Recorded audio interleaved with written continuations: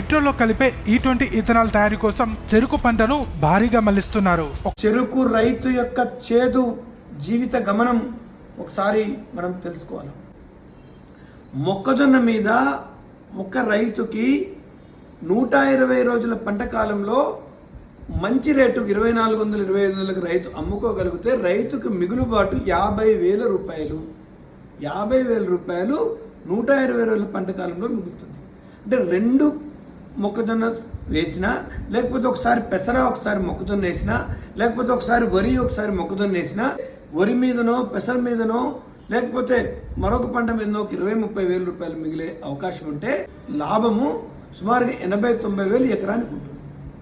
ఇంకొకటి, ఇది 3 నెలల్లో మన డబ్బులు మనకు వస్తాయి. వరేస్తే 3-4 నెలలు, మొక్కజొన్న వేస్తే 3-4 నెలలు. కానీ చెరుకుని ఇవాళ వేస్తే సంవత్సరం పాటు తర్వాత దానికి డబ్బులు రావడం ఇంకో నెల 15 రోజులు 2 నెలలు అంటే 14 నెలల తర్వాత డబ్బులు వస్తాయి. ఇప్పటిదాకా పెడుతున్నటువంటి పెట్టుబడులకు వడ్డీలు చాలా పెద్ద ఎత్తున అవుతుంది.